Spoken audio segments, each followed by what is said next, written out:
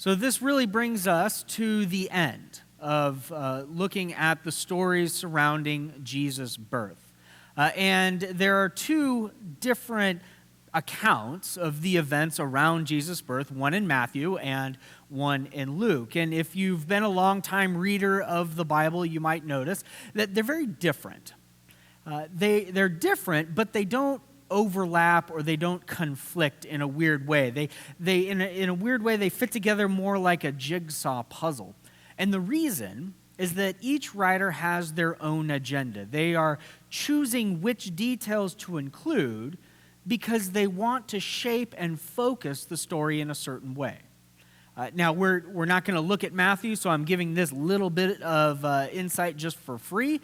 The reason why Matthew talks a lot about King Herod, and then after he was born, they have to flee down to Egypt, and then when Herod is dead, they get to return. All of that is said because he is trying to draw a parallel between Jesus and Moses. Now, I will leave that to you to figure out what that means. You can do that on your own time or come talk to me and we'll talk for hours.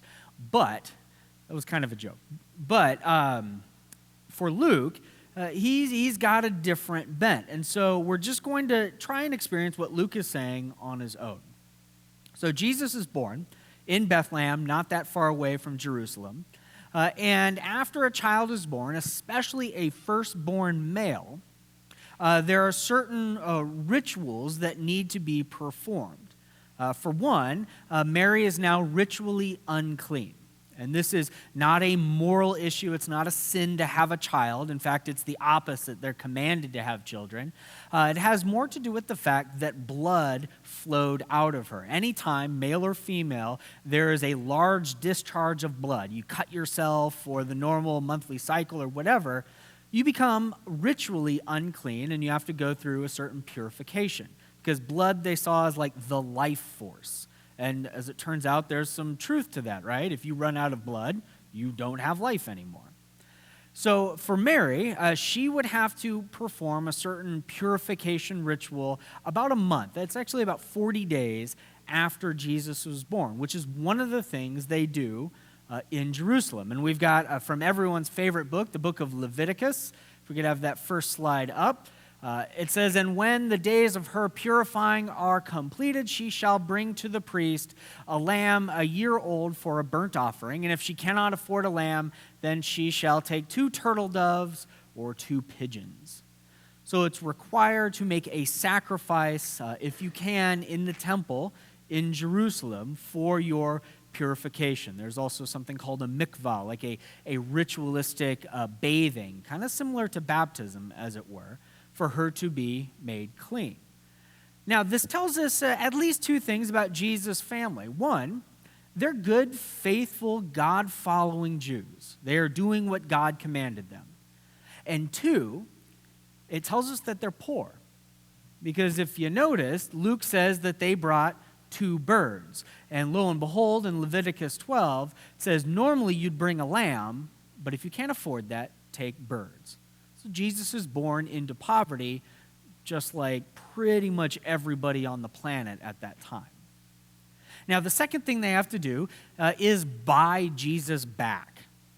It was understood that the firstborn males from, whether it be humans and certain livestock, belong to God. Now, whenever you hear firstborn male reading the Old Testament or the Hebrew Bible, that is kind of a hint or a reminder of the time when Israel was in Egypt. What was that 10th plague? God sent the angel of death to snatch up all of the firstborn males of every household, unless they had the blood over the trim of the door. So it acts as a reminder that not only does everything belong to God, including your firstborn child, but as is so common in the Old Testament, it's a reminder that you were slaves in Egypt and God rescued you from slavery. That is like one of the most common themes throughout the Hebrew Bible. God, through his prophets, is begging and pleading with his people. You were slaves in Egypt and I rescued you. That is what defines you as a people. You were the people that I rescued. It's kind of like how every Sunday we want to remind you, you were dead in your sin, that the darkness in your heart is not just a little problem, it is a fundamental problem. It separates you from God and from each other. It will lead to your destruction. And Jesus rescued you from that fate. Because of that, you are forgiven. It's one of those fundamental things. We have to constantly remind ourselves that we were lost and God saved us. He found us. In the same way, there were rituals throughout the year for a good Jew to remind themselves that they were slaves in Egypt and God set them free. This is no exception. They go to the temple, you pay, and it's a tiny amount of money. We've got the next slide from the book of Numbers here. It says, nevertheless, the firstborn man you shall redeem. You shall buy back from God at the temple. And their redemption price at a month old, you shall redeem them. You shall fix it 5 shekels in silver. Well, how much is that? According to the shekel of the sanctuary, which is 20 gerahs. So if you were wondering how much that is, it's about 20 gerahs. So go figure. You can take that slide down. We don't need it anymore. But they have to buy Jesus back. Which kind of made me wonder, like, if you have to buy your son back, and realistically, it's just a couple of bucks. The point is the ritual, not the money. Is there a return policy? Because, in like 13 years, that kid's going to drive you nuts. So maybe you can just whatever. But anyway, it is to remind them that they were slaves in Egypt, and God rescued them. He rescued Israel. So they enter into the temple courts, and the temple courts are huge and they're chaotic. And depending on the time of year, and best I can tell, this is one of those times a year, it's going to be a chaotic scene. It's not a quiet day at church. There's going to be people exchanging money so that you can actually interact with the temple. There will be rabbis teaching their students, like street preacher types. Priests are coming and going. Animals are well, they're not coming back, but they're at least going in. And just it's just a chaotic mess. And then we're introduced to this guy named Simeon. We don't know who he is. And it doesn't help that Simeon or Simon, it's the same name, is the most common name in that era. Some people suggest that he was a priest in the temple. Others have made a case that he's actually the son of Hillel the Great, one of the greatest rabbis ever to have lived, and actually seemed to have influenced Jesus a little bit, if not a lot. But truth is, we have no idea.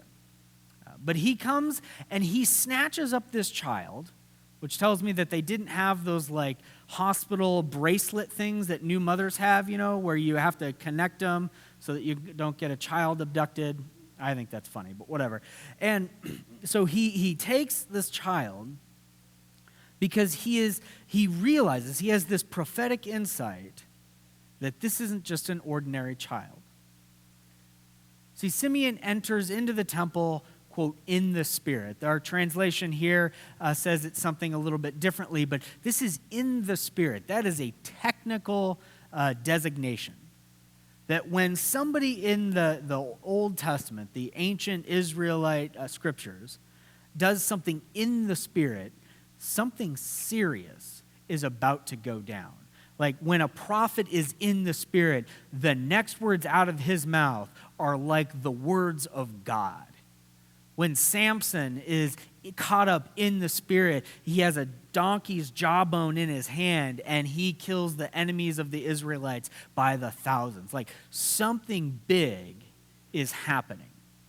Some prophetic special insight. So Simeon, I guess, wakes up in the morning and all of a sudden the Spirit comes upon him and he realizes that he's here. God's Messiah. He's been born. Because as we were told, he knew he would not die until he sees the one who God promised to send to rescue Israel. Now, as an aside, and I found this interesting, I had not realized this until preparing for this message, that we often think of Simeon as an old guy. Because when he takes up Jesus and he gives out this poetic song, he says, now you are letting your servant depart. Now I depart, like you promised. And so we assume that he just kind of went and died. But all we really know is that he wasn't going to die until he sees the Messiah. So he could have learned that, gained that prophetic insight when he was like 25. Then 5 years later, Jesus is born. And then he lives a long life and has a big family, and then he dies. Or he could have died the next day. Point is, this Simeon guy is extremely mysterious. We know nothing about him, except for this. He saw who Jesus really is. As I've said, especially over the last month or so, the common expectation was that when God sends his Messiah, he is going to be a warrior king. He is going to kick out the oppressive Romans. He is going to reestablish the kingdom of Israel like in the ancient days. But Simeon sees further than that. Because when he takes this child, he knows that this is the one who's going to do everything. But it's not like people think. Because he utters those mysterious words, he is appointed as for the rise and fall of many in Israel, a light to the Gentiles. Like, whatever this kid is going to do, this is for everybody. And if you read in between the lines, he realizes that just as we were slaves in Egypt and God set us free, with this child, we realize we are slaves to ourselves, and God is rescuing the world. That this isn't just a slavery by government, that actually the deepest, darkest secrets that we hold, that the Bible calls sin, our tendency to separate us from God because we want to go our own way, to harm ourselves and other people, to act in ways that are against what God wants, that we are slaves to that, and this baby is going to set us free, just like in the ancient days. And you can imagine Mary and Joseph, because I don't think they really got that at this point. They knew this kid's special. I think the whole virgin birth and angels appearing thing cleared that one up. But you can imagine then their terror when Simeon almost like looks right at him and says, and a sword will pierce your own soul too. That whatever this child does, it is not what we expected. But it's far more universal. That eventually at least Mary, is going to witness his death, the death of her first son, only to have him defeat death when he walks out of that grave 3 days later. But that's not yet. And then if that wasn't enough, this prophetess named Anna shows up. And again, we don't know much about her other than she's old. And she's extremely devout, praying and fasting, waiting for God to act, to send his Messiah.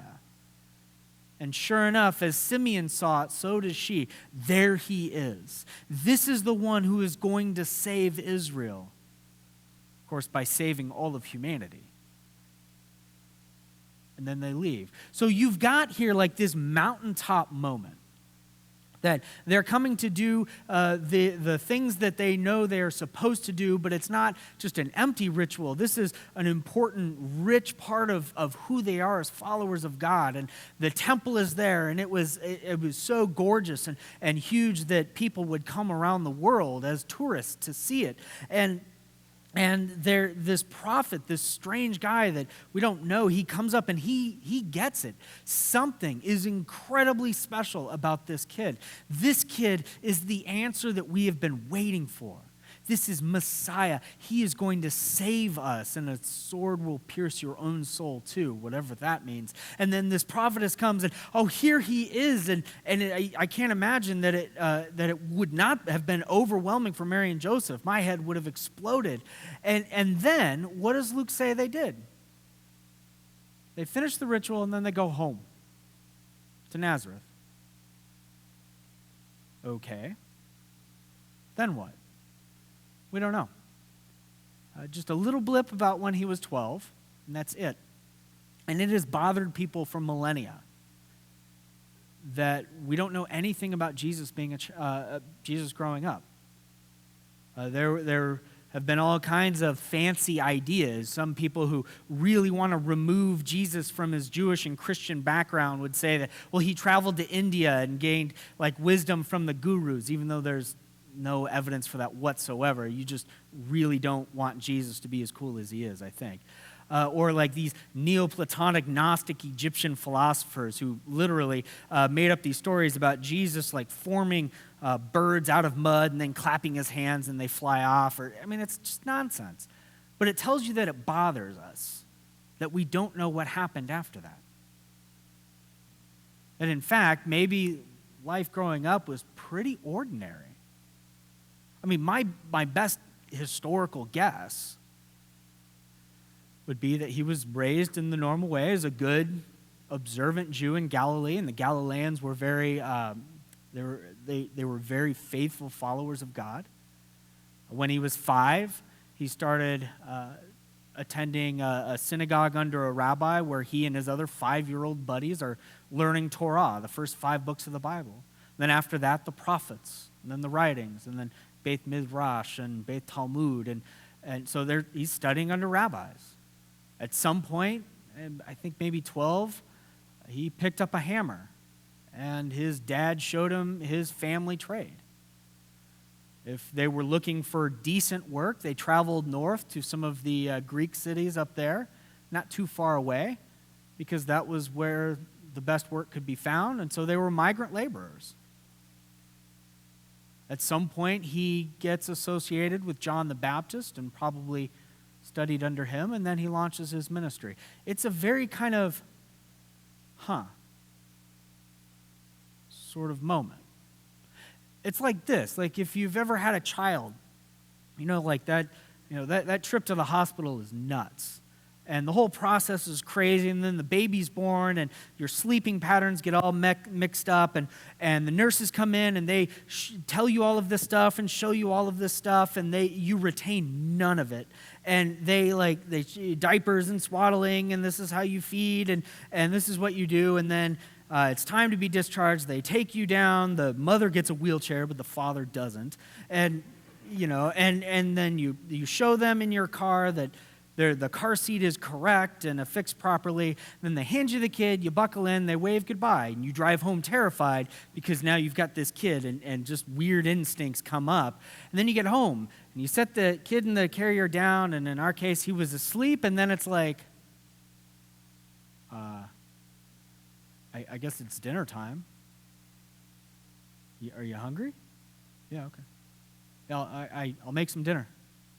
It's like, and then what? The parenting will ramp up, but not yet. Or you graduate from college. Say you've studied chemical engineering and you've got big plans for making your mark on the world. And you've got the drive, you've got the aptitude, and you walk across the stage, you get your diploma, your family is there, it's a party, and then the next day you're sitting in your apartment going, all right, I know my career is going to work out. I guess I need to find a job now, or move back in with my parents, which is more likely. So what now? I call that the space between. Simeon revealed in the Spirit, in this prophetic, crazy way, that this child is for the rise and fall of many in Israel. God is reconciling the world to himself. Our people were slaves in Egypt, and he rescued us. Today, we are slaves to our own sin, and he is going to rescue us. But not yet. First, he's got to grow up. Now it's that space between. It feels kind of empty. Like we've gone through. We've gone through the Christmas season. Some people would say gone through. Some people might say, we've had a blast. It's celebrating throughout the Christmas season. Other people might say, we survived, which I get. Now it's not Christmas anymore, so what now? It's that space between. And there are many places in our lives where we encounter this space between. The doctors say you're going to be fine as you go through recovery. But between the initial problem and recovery, now you're stuck in that space between. And that's hard. It feels empty. It feels purposeless. It feels like, okay, so what? What now? A professor of mine as an undergraduate did a lot of work on a similar issue. Basically, this concept of divine absence. What happens throughout the Bible, especially the Old Testament, when people are saying, where is God? What happens when God is absent? He has acted incredibly in the past in our lives. We know because he's promised that he will act again in the future. But where is God now? Just like if you have been baptized into Jesus, you have been buried with him.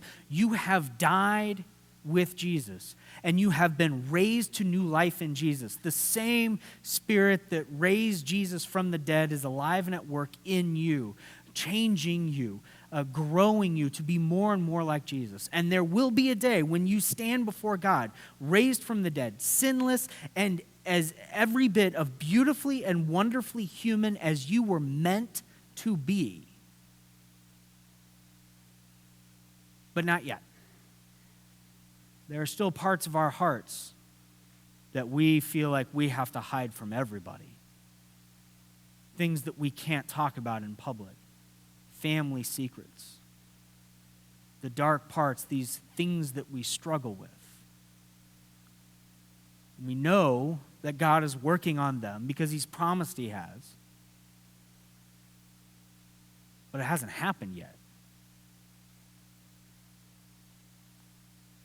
Well, my professor, who did a lot of research into this, noticed this, that in those times, what I'm going to call the spaces between, those are when God specifically calls his people to greater discipleship, to great faith. These are when the people learn to grow. When God is doing something in you. It is like it is a pregnancy that is slow growing. Something is changing, but you may not see it yet. That those spaces between are calls to faith, to grow emotionally and spiritually, to take up and read, to learn at the feet of Jesus. And I think that same call is for us today. That we are now in the space between. 2018 is about to start. We are now in the space between, say the space between Christmas and Easter, or the space between what God has done in 2017, whether good or tough, and when God is going to rescue us and finish what he started. And so now he calls us for even greater faith. He is calling us to grow, calling us to follow and love Jesus all the more. My prayer for us is that we answer this call, to take up and read and study his word, to connect with each other in fellowship, to come and worship. Because that is what the spaces between are for. May we love God all the more when things are quiet. When things seem kind of slow, when things seem empty. Because we know how the story will end. We know how the story began. And so now may God guide us to greater faith and greater maturity as we wait for the rest of that story to play out. Please pray with me.